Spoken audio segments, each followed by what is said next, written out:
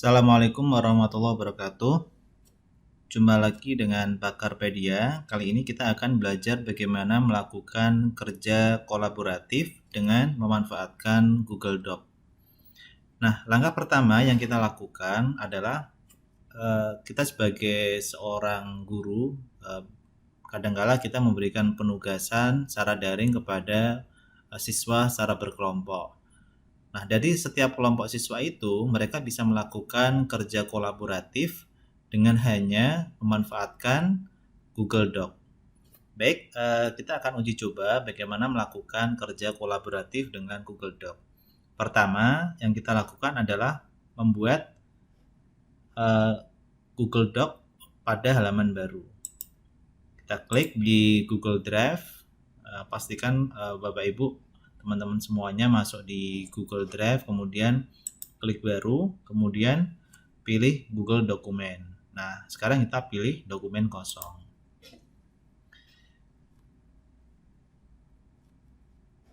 Baik, langkah pertama kita memberikan sebuah judul, misalkan judul tentang judul project. Kemudian ada salah satu anak yang membuat sebuah form, misalkan kita membuat tabel, misalkan tabel gitu ya. Kemudian kita beri nomor, kemudian ini misalkan disuruh dalam satu kelompok itu membuat dampak positif dan dampak negatif dari pandemi COVID-19. Nah, misalkan ini saya buat nomor, kemudian yang kedua adalah dampak positif, kemudian yang sebelah kanan adalah dampak negatif. Nah, nanti dari setiap siswa diminta untuk mengerjakan ini secara kolaboratif. Nah, ini adalah dampak positif dan dampak negatif. Dari tabel ini kita bisa membagikan link yang bisa kita buat dan dibagikan ke teman-teman secara kolaboratif. Caranya adalah kita klik bagikan. Kita klik bagikan. Nah, misalkan sebagai kreator atau pembuatnya adalah emailnya hanunfalah@gmail.com. Kita bisa menambahkan orang dengan alamat email dari teman-teman satu kelompok ya.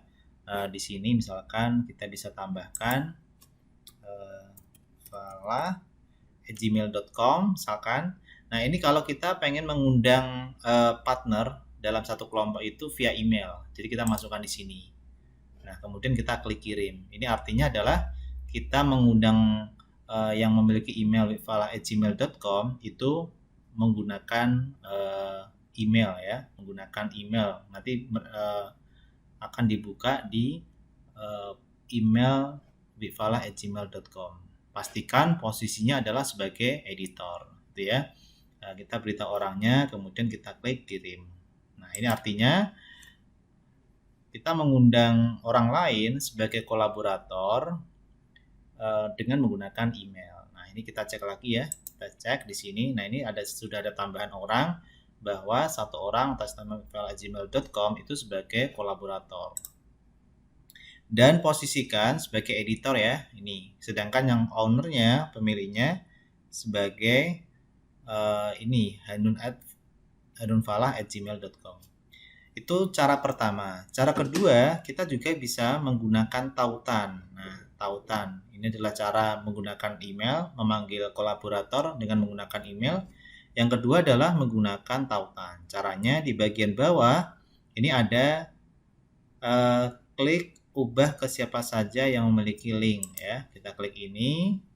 Kemudian kita bisa pilih dibatasi juga bisa. Jadi hanya orang-orang tertentu yang kita pilih, atau siapa saja yang memiliki email ya, yang memiliki link ya, yang memiliki link ini. Kemudian kita klik sebagai editor. Nah, kemudian kita klik salin link, dan link yang sudah kita salin ini link ini kita berikan kepada partner yang ada di dalam satu kelompok tersebut ya, yang nantinya sebagai kolaborator. Jadi ini kita copy, kemudian paste, kirimkan ke orang-orang yang berperan sebagai kolaborator. Bisa lewat WA, ya. Bisa lewat misalkan chatting ya, media sosial itu juga bisa. Jadi ada dengan kata lain bahwa ketika kita memberikan link ini kepada orang lain tersebut nantinya bisa berperan sebagai kolaborator. Seperti itu. Baik, saya uji coba dua-duanya ya. Misalkan ini saya gunakan silent link ya, silent link selesai. Nah, ini adalah saya posisinya sebagai hanunfala@gmail.com sebagai kreator. Sekarang saya pengen masuk sekarang saya paste ke dengan posisi login di email pakarpedia@gmail.com. Saya paste aja di sini. Saya enter. Nah, kita pastikan di email tadi ya.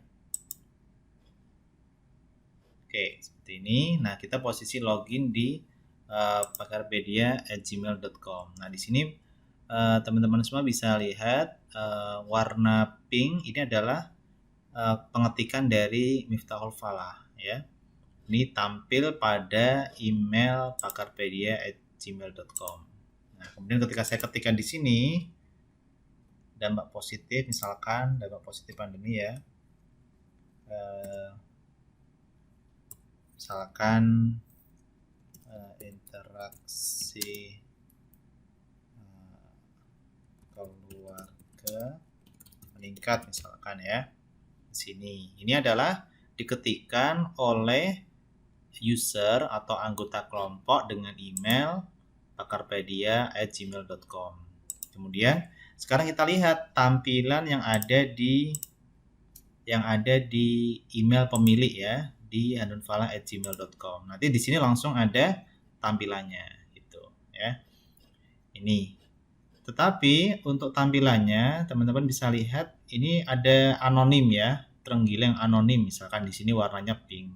Kenapa? Karena tadi yang pemilik pakarpedia@gmail.com itu tidak kita undang dengan menggunakan email, melainkan menggunakan alamat link ya, link yang kita bagikan. Itu. Jadi mereka bisa mengetikkan ini.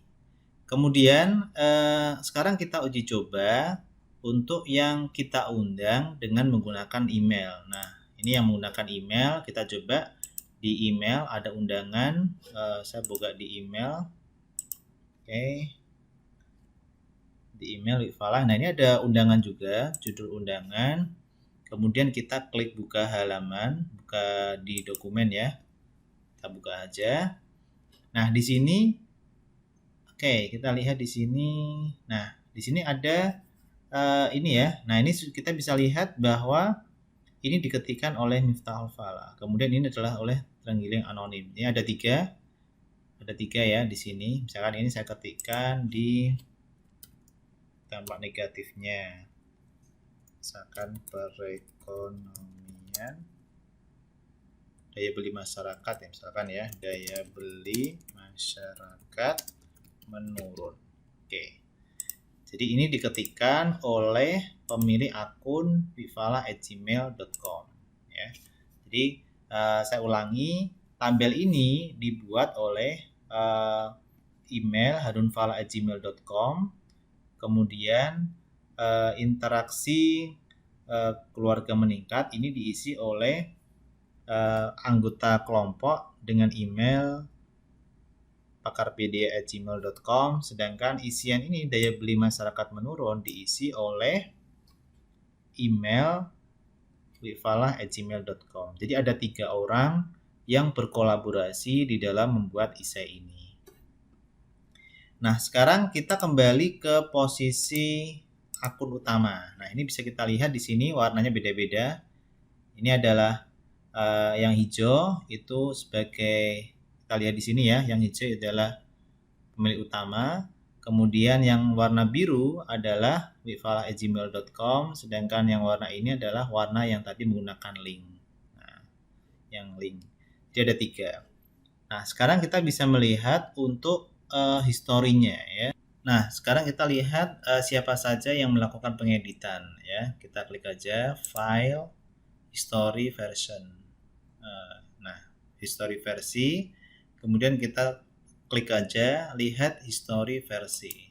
Nah, Di sini kita lihat siapa saja yang melakukan pengeditan dan pengisian. Contoh misalkan ini ya, di tanggal 15 Desember jam 18.13. Maka atas nama Miftahul Falah ini membuat tabel tadi ya. Kemudian kita juga bisa melihat pada detik itu. Ini masih kosongan ya. Nah, kemudian kita cek aja di tanggal 15 Desember 18.26 sudah terisi komplit. Ini juga disertai apa? Disertai warna-warna siapa saja yang mengerjakan. Misalkan yang warna hijau adalah email hanunfalah@gmail.com. Ini yang mengetikkan awal. Yang warna abu-abu ini adalah anonim karena tadi dia mengerjakan dengan menggunakan tautan sehingga tulisannya adalah anonim. Sedangkan yang ini yang warna ungu ini menggunakan email wifala@gmail.com. Jadi ada 3 akun yang mengerjakan cara bareng-bareng. Nah, nanti semakin banyak project yang dikerjakan, nanti akan terlihat di sisi sebelah kanan historinya itu siapa saja yang berperan dominan di dalam kegiatan kelompok itu. Jadi kita bisa menilai kerja kelompok itu dasarnya adalah seberapa besar proporsi mengerjakan dari setiap anggota kelompok. Dan hal yang menarik lainnya, kita juga bisa melakukan melihat ya, playback pekerjaan-pekerjaan sebelumnya. Misalkan kita di tanggal 15 Desember jam 18.13 itu apa yang sudah dikerjakan. Nah, masih kosongan ya. Jadi kita bisa melihat versi-versi sebelumnya, termasuk mengembalikan versi dokumen sebelumnya sebelum kita melakukan pengeditan. Nah, ini adalah prinsip dari kerja kolaboratif. Demikian teman-teman semuanya bagaimana melakukan kerja kolaboratif dengan Google Doc. Terima kasih. Assalamualaikum warahmatullahi wabarakatuh.